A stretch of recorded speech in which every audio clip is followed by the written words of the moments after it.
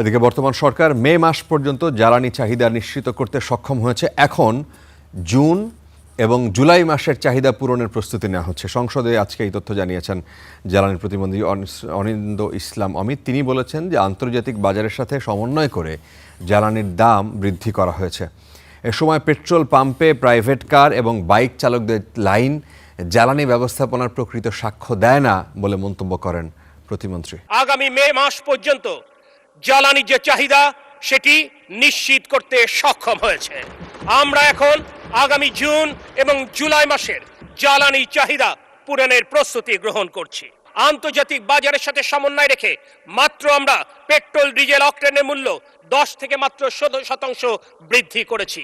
যদিও যুদ্ধ শুরুর প্রথম 45 দিন বাংলাদেশের খেটে খাওয়া কৃষক, যারা এই বাংলাদেশের অর্থনীতির মূল চালিকা শক্তি, তাদের সেচের কথা বিবেচনা করে এই সরকার মূল্য সমন্বয়ের প্রচন্ড চাপ থাকবার পরেও মূল্য সমন্বয় করবার চিন্তা করেনি।